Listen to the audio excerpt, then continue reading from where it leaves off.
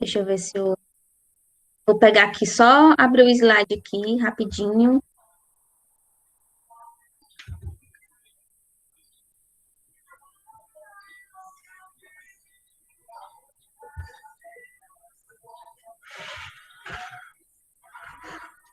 É podcast mesmo, tô desarrumada, eu não vou mostrar minha cara para vocês, tá certo?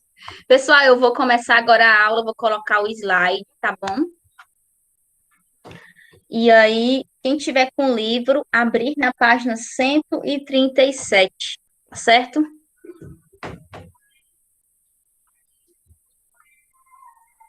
Cadê o negócio aqui da apresentação, meu? Tá aqui.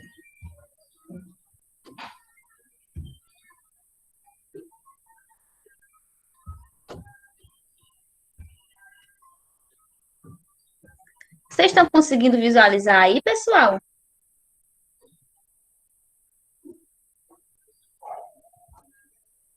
Tá dando para ver, né?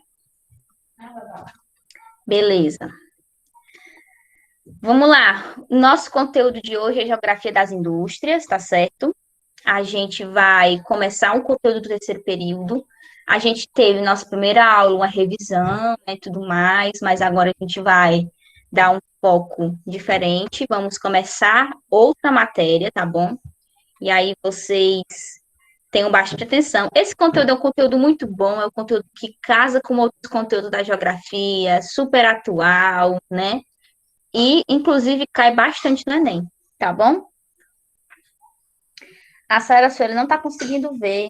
Não está conseguindo ver o slide, Sara, por quê? Os demais estão conseguindo, né? Tá tudo certo aí para os demais. Ah, tá certo. É porque às vezes demora para abrir, viu? Bora lá. Tipos do capitalismo. A gente vai ver agora, revisar, né? Porque isso aqui a gente viu no começo desse ano, os tipos de capitalismo, tá certo? Mas eu quero revisar com vocês, porque a gente vai focar na parte da indústria. E a indústria, pessoal, ela traspassa as fases do capitalismo, né? Com exceção da primeira fase, que é uma fase mais comercial, tá certo? Vamos lá. O capitalismo comercial é a primeira fase do capitalismo. É chamado de pré-capitalismo também, porque ele vai estar nesses primórdios, esse rompimento com o feudalismo, tá certo? E a gente vai ter algumas características marcantes, como, por exemplo, o mercantilismo, as expansões marítimas, tá certo? A colonização das Américas, tá bom? Só um minutinho, pessoal. Rapidinho aqui, tá? Deixa eu só fazer aqui uma coisa bem rapidinho.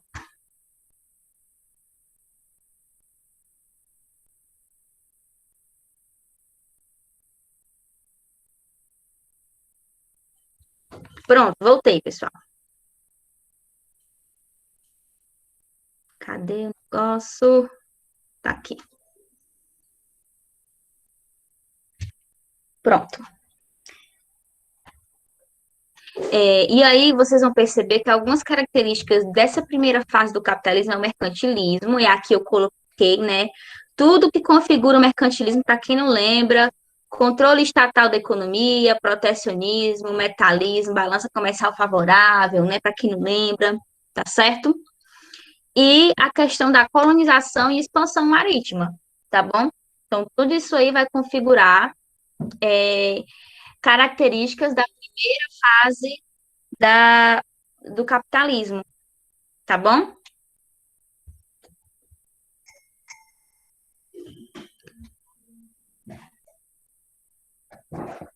Só um minutinho, pessoal.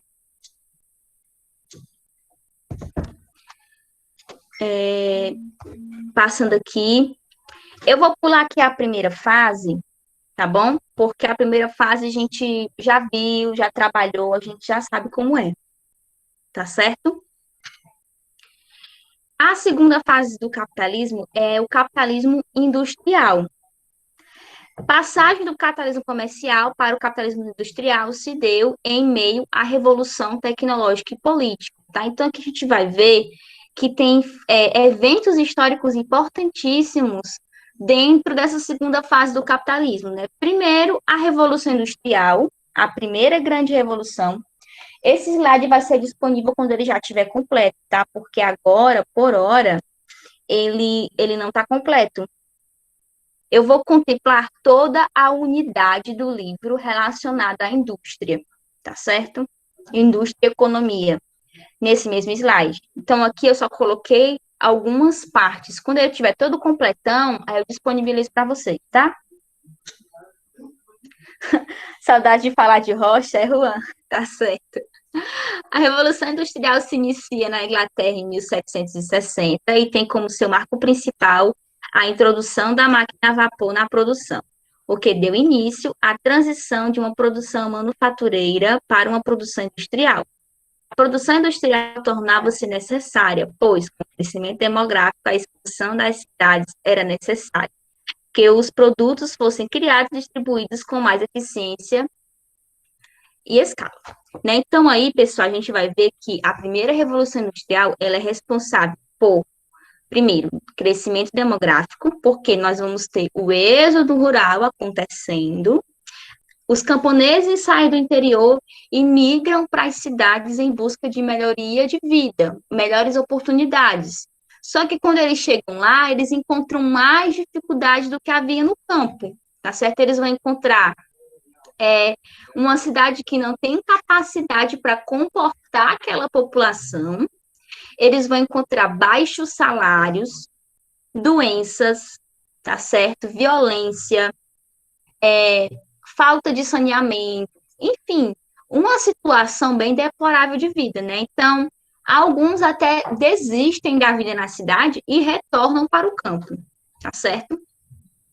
E aí, eu não sei se eu trabalhei isso com vocês logo no primeiro período, mas quando a gente estava falando de fase do capitalismo e falou de indústria, eu devo ter citado para vocês que houveram algumas leis que foram criadas para impedir o retorno dessa mão de obra para o campo, né? E algumas dessas leis eram proibir a caça nos bosques, proibir retirada de lenha nos bosques, para que as pessoas não voltassem mais para o campo e continuassem dentro das cidades, trabalhando nas indústrias, certo? A Revolução Francesa foi um evento político importantíssimo dentro desse contexto histórico de capitalismo industrial, tá certo? A França, ela vai ser o próximo país, depois da Inglaterra, a passar pela Revolução Industrial.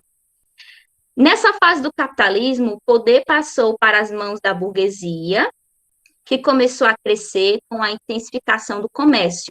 A economia durante o período do capitalismo industrial estava baseada numa doutrina econômica chamada liberalismo. O liberalismo econômico foi criado pelo economista chamado Adam Smith, tá certo? Em inglês, esse economista.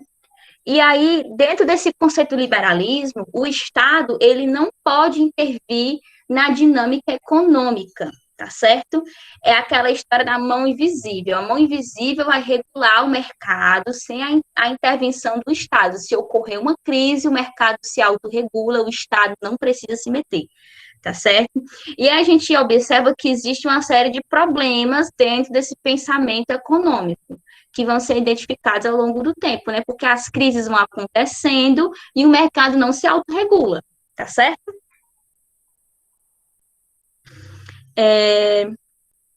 O modo de produção vigente nos séculos do capitalismo industrial permitiram o aumento da produtividade, a diminuição dos valores das mercadorias e a acumulação de capital. Por outro lado, esses avanços só foram possíveis a partir de condições precárias de trabalho, jornadas de trabalho muito altas, diminuição de salários e aumento do desemprego. Por isso que eu disse para vocês, né, que os camponeses que participaram desse movimento de êxodo rural, eles acabavam desistindo devido a essas dificuldades, essas precarizações, né, que iam acontecendo na vida deles, certo? Pronto, a crise de 29 foi a responsável por romper com esse conceito do liberalismo. Foi depois da crise de 29 que os governos notaram que o liberalismo econômico, como ele era feito, não funcionava, tá certo? Primeira Revolução Industrial, marcado pelo uso de máquinas a vapor, A Inglaterra, posteriormente a França, são as pioneiras, né? Nós temos o liberalismo econômico, o êxodo rural e a superpopulação das cidades e o início da urbanização, tá certo? Segunda Revolução Industrial, marcado pelo processo intenso de urbanização. A urbanização é um movimento que só ocorre quando nasce a indústria, tá certo? Antes da indústria não havia urbanização. Cidade e urbanização não necessariamente são a mesma coisa, tá certo? Uma cidade ela pode não ser urbanizada. As primeiras cidades da antiguidade elas não eram urbanizadas. A urbanização ela tá lado a lado com a indústria, tá certo? Modificação de fonte de energia, né? A gente deixa de usar as máquinas movidas a vapor e começa a usar os materiais fósseis como combustível, como fonte de energia. Vamos ter aí a inserção dos Estados Unidos e Japão dentro dessa corrida industrial, a formação e expansão das multinacionais, nessas empresas que nascem em um determinado país, mas conseguem expandir-se para outros territórios. Estruturas de produção, nós temos aí o Taylorismo e o Fordismo, o Taylorismo inglês e o Fordismo, que é um sistema americano criado pelo Henry Ford. Nós vamos trabalhar esses dois sistemas ainda separadamente, junto com o Toyotismo, tá bom? Esse período é marcado por inserção do conhecimento científico na produção industrial e aprimoramento das indústrias de base, tá certo? Posso continuar aqui, né? Se tiver alguma pergunta, podem abrir o microfone ou botar aí no chat, tá certo? Capitalismo financeiro. Aqui já é a terceira fase do capitalismo, tá? Vocês observaram que na segunda fase do capitalismo industrial, nós temos a primeira e a segunda revolução, né? Capitalismo financeiro surgiu após a crise de 29, aí nós vamos ter o rompimento do liberalismo econômico, desse pensamento, e começa a surgir outras formas de pensar a economia. Que formas são essas? O keynesianismo, que é basicamente o controle do Estado sobre a economia, e o neoliberalismo. O neoliberalismo é uma repaginada no liberalismo de Adam Smith, tá certo? Quem são as mentes por trás dessas três correntes do pensamento econômico? O liberalismo econômico é o Adam Smith, como eu falei para vocês. O keynesianismo é o John Maynard Keynes.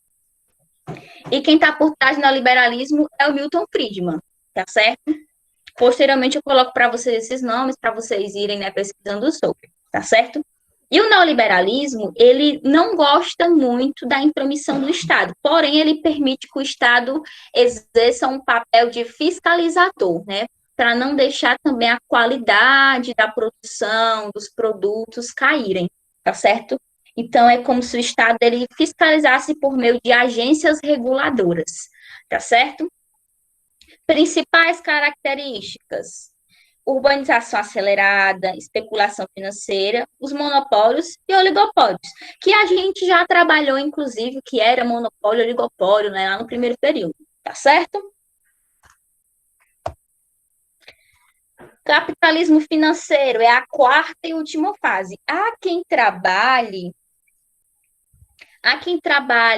o capitalismo financeiro, o capitalismo,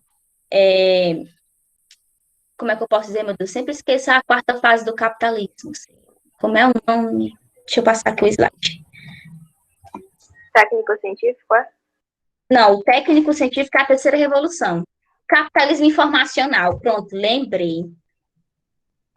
Pronto, aqui eu coloquei financeiro, né? Eu vou ajeitar esse slide, tá? É capitalismo informacional, a quarta fase, tá certo?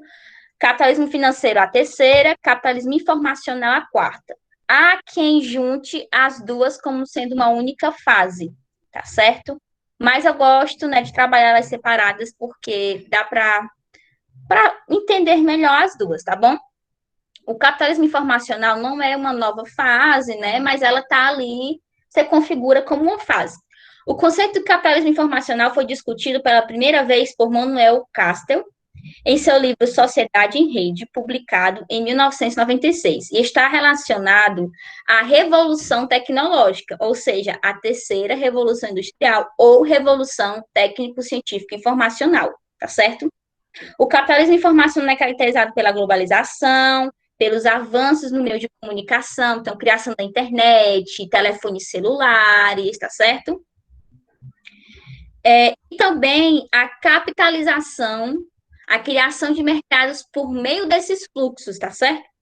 Segundo esse autor, essas transformações tecnológicas mudam nossas práticas culturais e sociais e constroem uma nova estrutura social. Realmente, né, a inserção das tecnologias que vêm do capitalismo informacional, elas modificaram todo o comportamento da nossa comunidade, né, em si.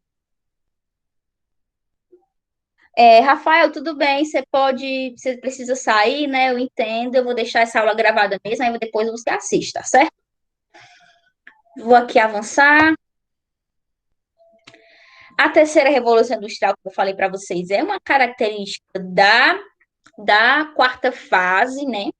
É marcado pelo surgimento da robótica, pelo desemprego estrutural. Por quê?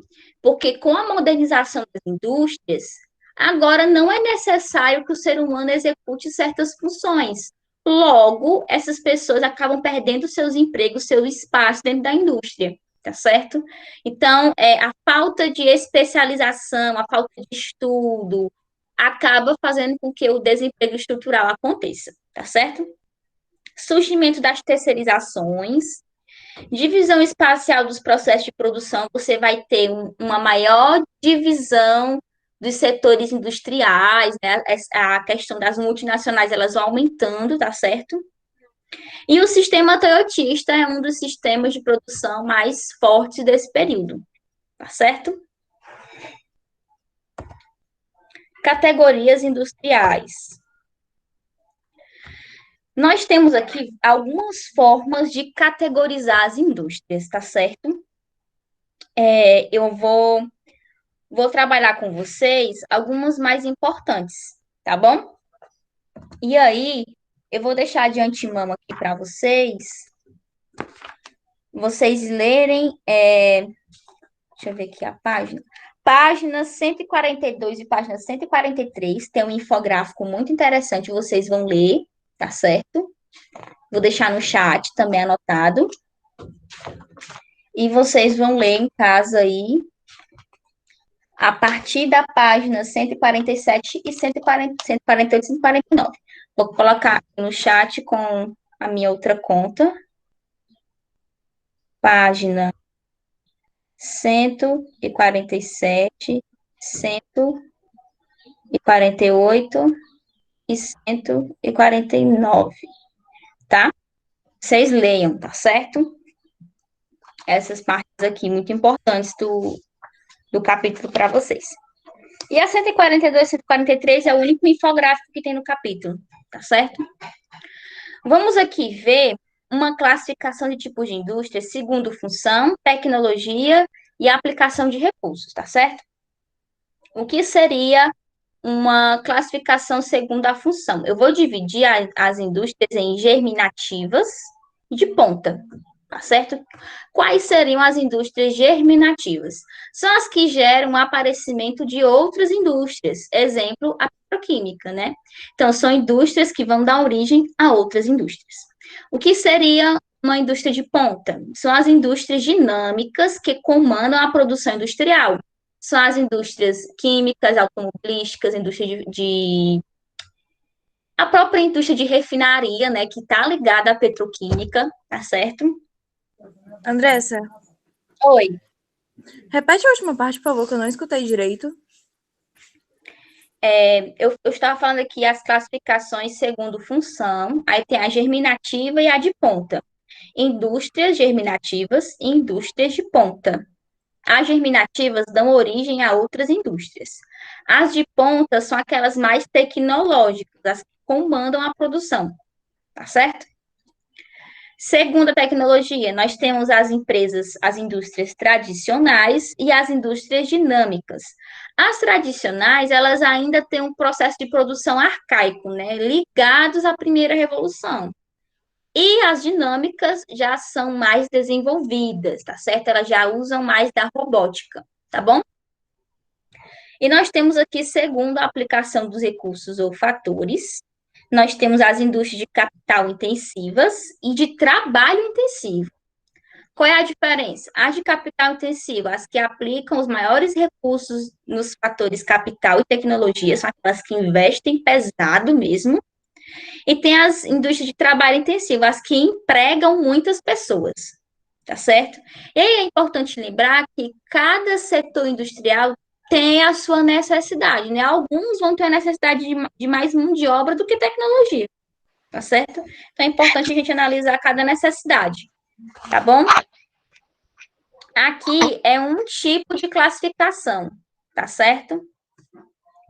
Nós temos a classificação segundo a Classificação Nacional de Atividades Econômicas, que é essa CNAE, tá bom? São várias categorias, aqui eu coloquei só 3, tá certo? Categoria A, que são 21 setores que fazem parte. Não vou cobrar para vocês isso aqui, eu estou só explicando, tá certo? Categoria B, que entre as indústrias extrativas, extração de petróleo, gás natural, minerais, são as indústrias de base, né? Categoria C, que são as indústrias de transformação, que aí são 24 setores separados, tá bom? Essa forma de categorizar aqui, ela é mais complicada, tá bom? Porque ela vai subdividir mais. Isso aqui eu não vou cobrar em nenhum lugar para vocês, não, certo?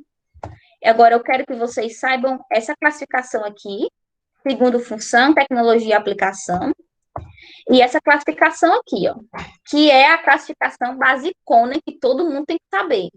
Indústria de bens intermediário, capital e consumo. Bens intermediários é a mesma coisa que bens de base. É aquelas indústrias lá pesadas, tá? Que vão lidar com a matéria-prima e fonte de energia. As indústrias de capital são aquelas que vão transformar maquinários, vão criar maquinários para trabalhar nas outras indústrias. Geralmente são as indústrias bélicas, indústrias aeroespaciais, né? Indústria que cria ferramentas, maquinários, tratores, né? Para outras indústrias, para agricultura, enfim, que criam maquinários, tá certo? E a indústria de bens de consumo é aquela que está mais próxima da gente, do consumidor, tá certo? São as indústrias que contêm os bens duráveis, semiduráveis e não duráveis. O que é que caracteriza um bem durável? Poxa, um carro é um bem durável, né? Ele dura anos. O que é que caracteriza um bem semidurável? Um fogão. Um fogão é um bem semidurável. E um bem não durável? Um sapato, né? Um sapato, uma roupa, deixa eu ver aqui outro exemplo, uma maquiagem, tá certo? Uma comida, uma bebida, são bens não duráveis, eles acabam muito rápido, tá certo? Alguma dúvida, pessoal? Não, né? E aí, essas indústrias, elas obedecem fatores locacionais, tá certo? Esses fatores são o que vai determinar os locais que elas vão se posicionar, porque cada um tem que usar a sua estratégia para se sair melhor economicamente. Tem algumas indústrias, como as indústrias de bem intermediário, essas indústrias que lidam com petróleo, mineração, né, siderurgia, eles preferem estar próximos da fonte de matéria-prima ou fonte de energia, tá certo? É melhor para eles se posicionarem nessas regiões. Tem outras indústrias, por exemplo, as indústrias que precisam de mais trabalhadores, se localizam em regiões de centros urbanos, para ficar mais próximo de quem? Da mão de obra. Tem outras indústrias, como, por exemplo, as indústrias que desenvolvem robótica, que ficam onde tem pesquisa e desenvolvimento, ou seja, ficam próximo a universidades, tá certo? Tem outras indústrias que preferem ficar próximo do mercado consumidor. Por exemplo, indústria de alimentos. É muito melhor para eles estar próximo do mercado consumidor, ou seja, dos supermercados, né? Ter um fácil acesso aos supermercados. Tem um fator de logística que aí pode contemplar qualquer tipo de indústria, rede de telecomunicações, indústrias complementares, indústrias suportes, né? Então, tem algumas indústrias que dependem de outras, então elas vão procurar ficar próximas dessas que elas dependem. E um dos fatores mais importantes de todos, que é o incentivo fiscal, tá certo? O que é o incentivo fiscal? É quando um determinado município quer muito que uma indústria fulana de tal chegue até esse município, que ela começa a facilitar a entrada dessa indústria. Como é que ela facilita?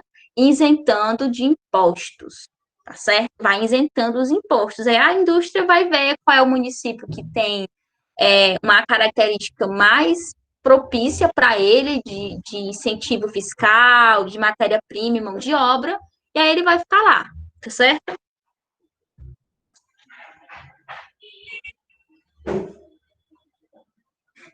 Deviam fiscalizar a frente do moranguinho velho lá, o corona já acabou. Já acabou porque tá todo mundo andando sem máscara, é Juan? Ah, meu pai do céu. Vamos lá. E acabou com o slide. O slide de hoje é só até aqui, mas nós vamos continuar aqui pelo livro. Eu sei que alguns alunos não têm o livro, mas é rápido, tá certo? Eu faço aqui a leitura e a explicação para vocês, tá bom? Eu pensei que a aula de hoje fosse demorar mais, mas vocês não fizeram perguntas, né? Foi pouca pergunta. Bom, pessoal, quando eu trabalho a questão da indústria, eu tenho que lembrar de um setor muito importante, tá certo? Que são os parques tecnológicos, que inclusive foi o que eu pedi para vocês lerem, né, com mais calma em casa, mas eu vou aqui adiantando para vocês, tá certo? Atualmente, um fator importante para a escolha da localização industrial é a existência de mão de obra, tá certo? Com elevado nível de qualificação. Isso por quê? Porque as indústrias, elas estão modernizando, tá certo?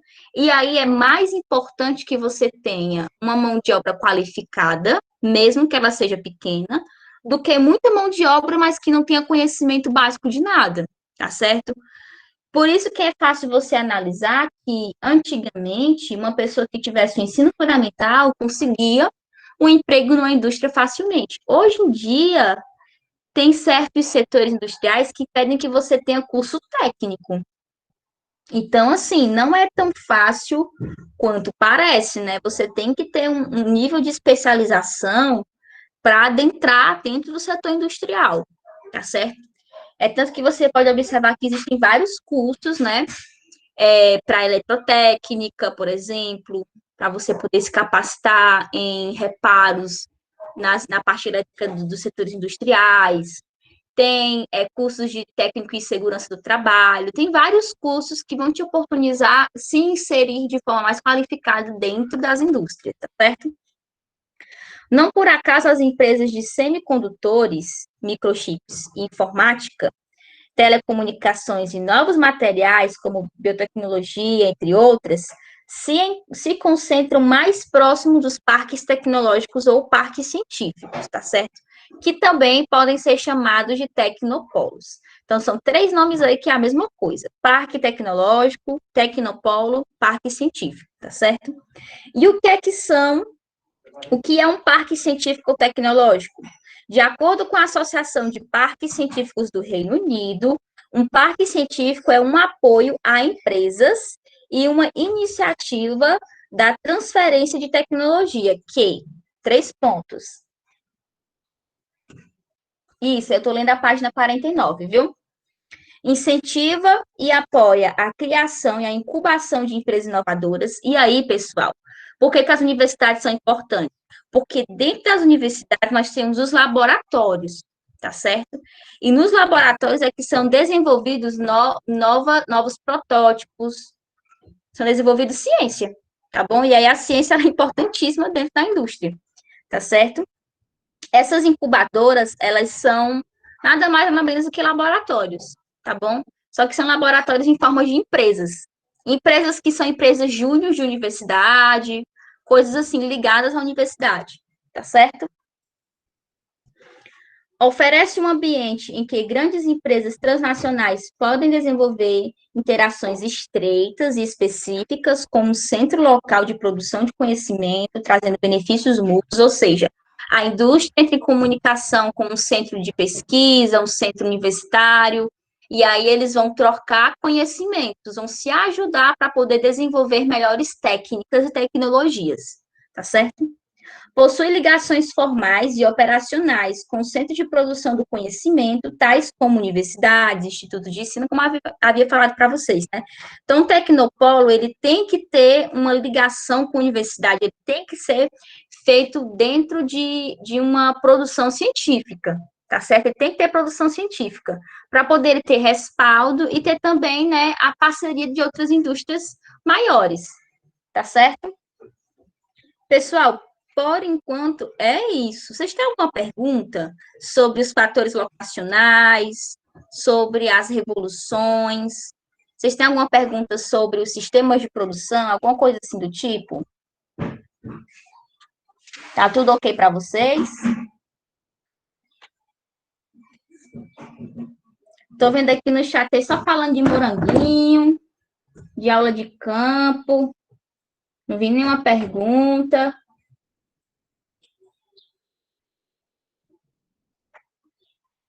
Eu vou entender que vocês entenderam o conteúdo todo, tá certo? Já que vocês não estão. Tá sim, a Andressa, absorção legal. Ok, então. Oi. Andressa, o que são os incentivos fiscais, assim, uma definição? O incentivo fiscal é quando um determinado município isenta de imposto uma empresa para que ela fique no município. Entendeu? E aí são vários impostos, mas são muitos impostos mesmo, que eu não consigo, eu nem lembro todos aqui para falar para vocês. Mas tem imposto ligado a impactos ambientais, imposto ligado ao uso da terra, imposto ligado a contribuição que a empresa dá dentro do FGTS e previdência dos funcionários, porque toda empresa tem que dar a sua contribuição nessas duas áreas. Enfim, são vários, né? São impostos a níveis federais, estaduais e municipais. E aí o incentivo fiscal ele funciona quando o município vai tirando esses impostos a níveis municipais, entendeu? Para fazer com que uma determinada empresa prefira ir para o município A do que o município B. Geralmente isso funciona mais com multinacionais, tá certo? Aí a Amanda está perguntando, pode explicar a parte sobre rede de telecomunicações de novo? Posso sim. A rede de telecomunicação, Amanda, ela está relacionada, vamos ver aqui na página 144 tem essa explicação, você pode até ler depois, tá certo? O que é rede de telecomunicação? Telefonia fixa, móvel, internet. Então, assim, uma empresa, ela precisa, dependendo do setor que ela trabalha, ela vai precisar mais ou menos dessa parte de rede de telecomunicações, tá certo? Para facilitar o escoamento do seu produto, tá bom? E também a produção, dependendo do que ela está produzindo. Então, assim, vai depender muito do tipo de indústria. Você tem que saber qual tipo de indústria que vai necessitar mais de uma rede de telecomunicações. E aí, geralmente, essas redes, elas são melhores perto de centros urbanos, perto de cidades grandes, né? Que tenham mais torres de internet, que tenham um sinal melhor, tá certo? Algumas indústrias não necessitam tanto da rede de telecomunicação, elas precisam mais de matéria-prima e energia, então elas vão ficar mais próximas das regiões que podem fornecer isso para elas, tá certo? Tem outras indústrias que vão precisar estar mais perto, onde tem pesquisa e desenvolvimento, onde tem universidade, onde tem tecnopolo, tá certo? Tem outras indústrias que vai ficar mais perto do mercado consumidor, mais perto das pessoas que compram, tá certo? Então, assim, vai depender de cada indústria, cada tipo de indústria, tá certo? Alguma dúvida, pessoal? Só para finalizar, eu vou explicar para vocês. Eu pensei que eu tinha colocado aqui, mas acabei não colocando. Eu vou explicar para vocês aqui, de forma mais precisa, a diferença das três correntes do pensamento econômico, tá certo? Claro, eu não quero que vocês saiam com dúvida nisso. Deixa eu só procurar o slide que tem. Pronto. Falei para vocês que o liberalismo ele tinha um negocinho chamado de mão invisível do mercado, né? Essa mão invisível é uma alegoria, tá? É uma alegoria para dizer que o mercado se regula sozinho. Ninguém precisa ajudar o mercado se autorregula. Ou seja, as pessoas vão ter consciência por si só do que fazer para regular o mercado. Só que na prática não é assim que acontece, certo? O keynesianismo, ele surge após a crise de 29 e ele vem com o intuito de colocar o Estado como o responsável por controlar e contornar essas crises. E aí o Estado ele começa a comprar algumas empresas e criar estatais, tá certo? Ele vai estatizando a economia, controlando o movimento dos bancos, evitando assim que novas crises possam acontecer. Só que às vezes esse movimento de controle do Estado gera grandes burocracias e acaba emperrando o desenvolvimento econômico de um determinado país, tá certo? Então, assim, às vezes, o keynesianismo, ele é bom, mas ele pode se tornar um problema, dependendo de como o país procede com esse tipo de corrente econômica, tá certo? E o neoliberalismo, ele é o mais novinho de todos, né? O neoliberalismo, ele tem pavor ao keynesianismo, porque ele acha que o controle que o Estado faz é um controle evasivo, é um controle abusivo, tá certo? Impede com que o empreendedorismo exista dentro de uma região, impede o desenvolvimento, a concorrência saudável. Então, assim, segundo o neoliberalismo, o keynesianismo atrapalha tudo isso. Atrapalha o desenvolvimento em si, tá Andressa, certo? Oi. o keynesianismo, qual a diferença dele entre o estado de bem-estar social? O estado de bem-estar social, ele aconteceu dentro do keynesianismo, que é aquele período dos Estados Unidos, né, principalmente, eu vou usar o exemplo dos Estados Unidos porque é o país modelo do keynesianismo, tá certo?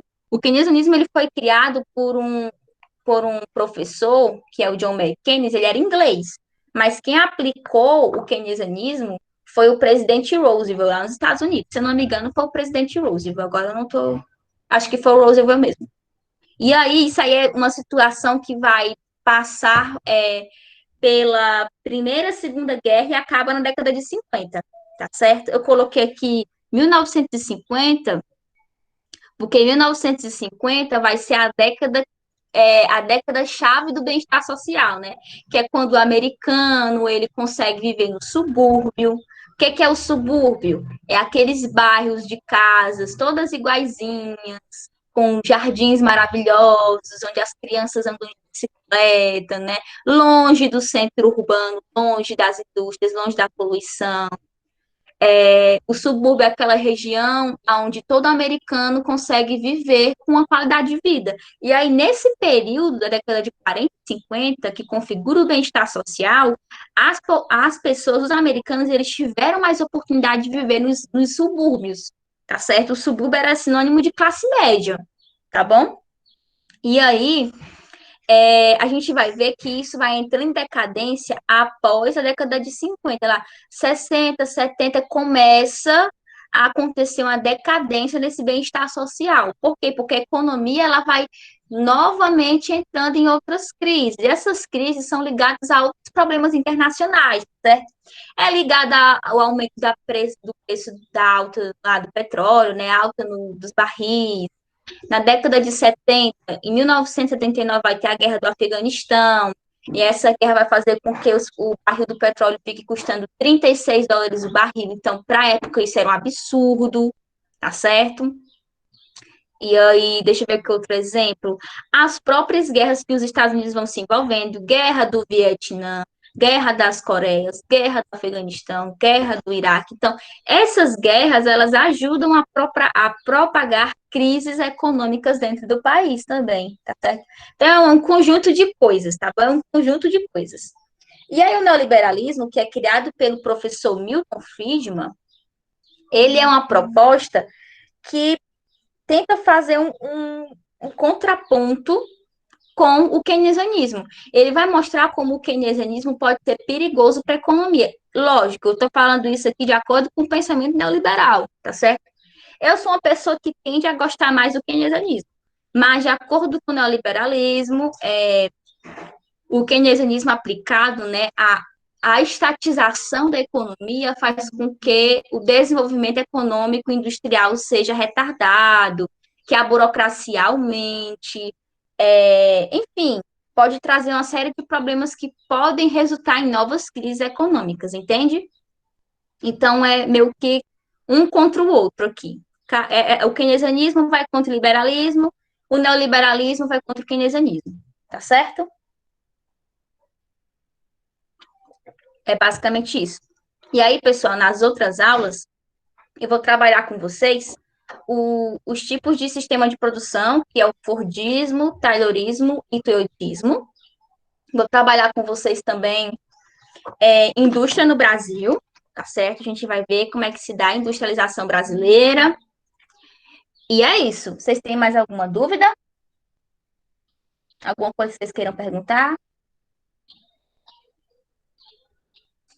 Tá tudo ok, né? E aí, quem tiver com o livro, por favor, leia aí o capítulo 6, tá? Dê uma lidinha, tá certo? E aí nós vamos entrar de cabeça na indústria brasileira e vamos entrar de cabeça também nas economias mais importantes, que é a economia americana, japonesa, a economia do Reino Unido. A gente vai ver também as economias de transição, que é a China e a Rússia, tá certo? Nós vamos trabalhar essas economias importantes também nas próximas aulas, tá bom? Então é isso, pessoal. Muito obrigada pela participação de vocês. Quem tiver alguma dúvida, algum questionamento, pode deixar lá no privado para mim, tá bom?